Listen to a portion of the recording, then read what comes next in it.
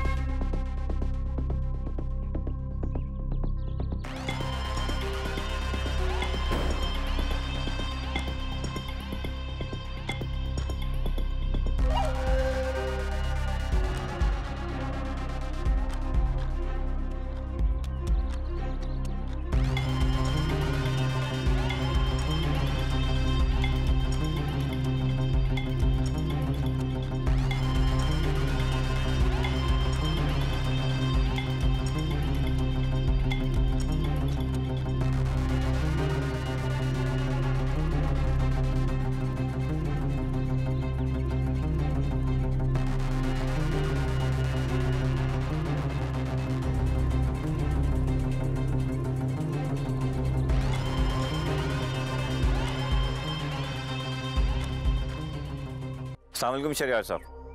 वालेकुम सलाम। मुबारक हो, हमने वरीद को अरेस्ट कर लिया। कब?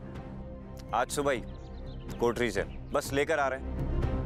ठीक है, थैंक यू। अच्छा मैं ये कह रहा, हेलो, अजीब आदमी है ये। चलो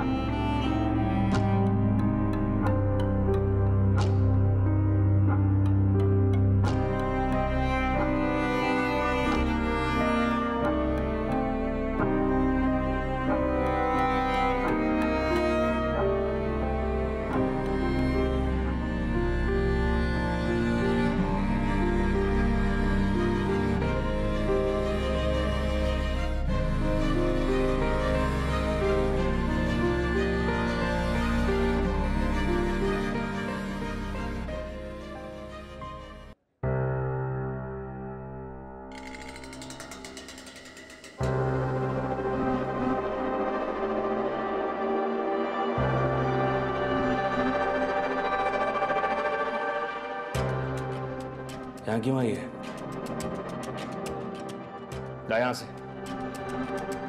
चोरी की, डाका डाला, ये तो फितरत में तेरी। और क्या किया तूने?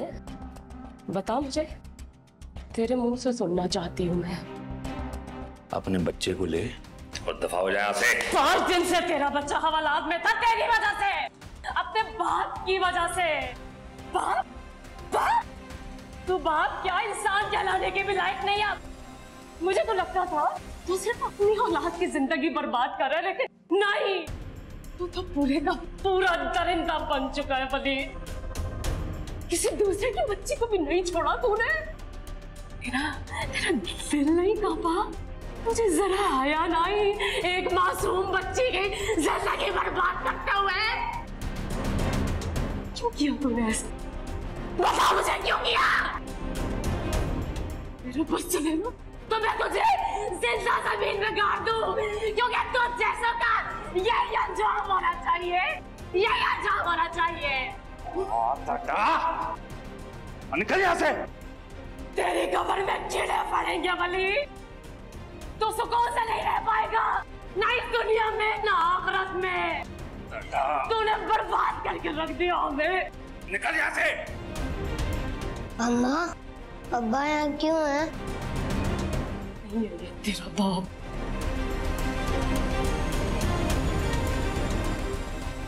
मर गया तेरा बाप, मर गया।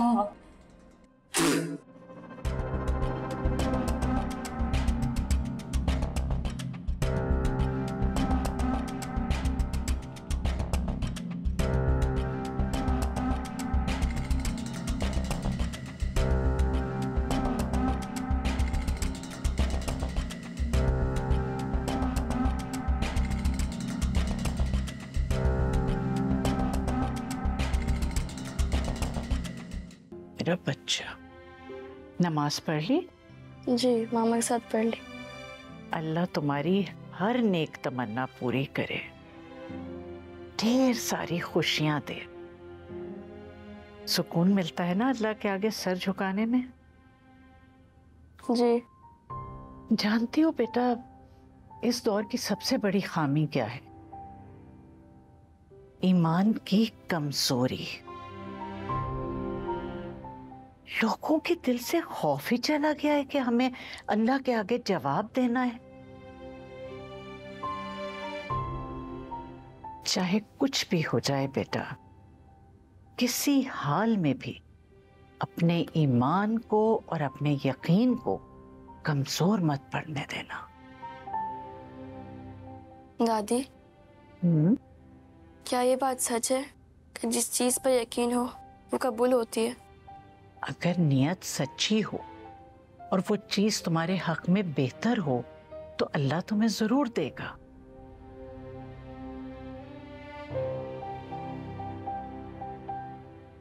क्या हुआ मुनीबा? मुझे पूरा यकीन था मामा और बाबा के बीच में सब ठीक हो जाएगा, लेकिन ऐसा नहीं हुआ। अगर आज वो इकट्ठे हुए हैं तो सिर्फ तुम्हारी वजह से मुनीबा, और क्या पता उनकी दूरियां कम करने का बाइस भी तुम ही बन जाओ। पहले तुमसे सिर्फ गौहर की खुशी जुड़ी थी, अब तुमसे शहरियार की खुशी भी जुड़ी है। जब दोनों की एक ही तमन्ना है तो उनमें फर्क कैसे रहेगा? मेरा दिल कहता है कि वो दोनों तुम्हारी खुशियां देखेंगे और तुम उनकी। परेशान मत हुआ करो मेरा बच्चा।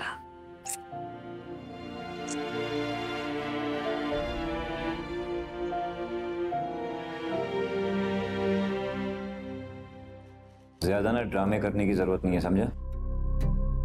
तुम अच्छी तरह जानते हो कि तुम यहां क्यों हो, और वैसे भी आबिद ने हमें सब बता दिया है। उसने बता दिया है कि तुम्हारा जाली शिनाख्ती कार्ड उसी ने बनवाया था। तुम लोगों ने फोन करवाया था उससे? बेटा, जिस घर की इज्जत पे हाथ डाला है ना तुमने, वो तो अब तुम्हें नहीं छोड़ेंगे। और वैसे भी आजकल रेप के केस में सीधा फांसी दी जाती है। मैंने कुछ नहीं किया है।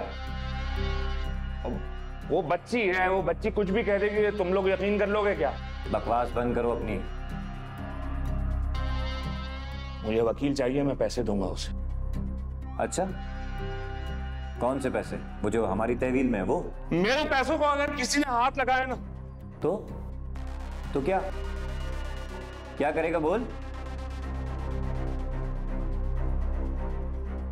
Sir sir sir sir sir Gauhar, मुझे पता था बेटा मेरी बेटी सबसे पहले पहुंचेगी। कैसी हो तुम? मैं ठीक हूँ, मगर आप अपना ख्याल क्यों नहीं रखते हैं?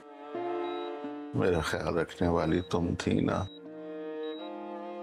मेरी एक आवाज पर दौड़ी चली आती थी, मैं ही नहीं समझ सका। छोड़ दे इन बातों को। कैसे छोड़ दूं?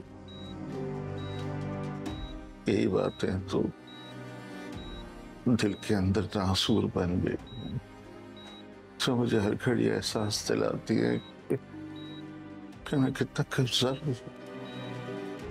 और तुम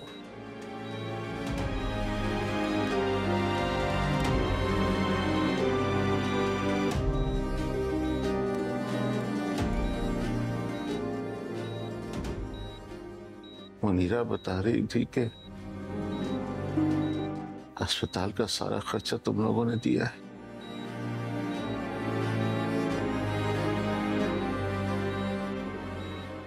खुश रहो बेटा, आबाद रहो। अल्लाह तुम्हारी जोड़ी को हमेशा कायम दायम रखे। शहरियार जी, मेरी बेटी को हमेशा खुश रखना। इसकी आंख में कभी आंसू ना आने देना। बस यही इल्तिजा है तुमसे। जी जी बिल्कुल।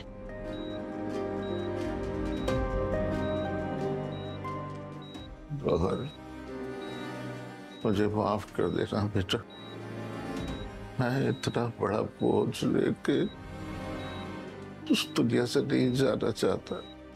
कहीं नहीं जा रहे हैं आप, बिल्कुल ठीक है। इस तरह की बातें मत करें। जिंदा रहना है आपको, हम सबके लिए, चची जान के लिए, है ना?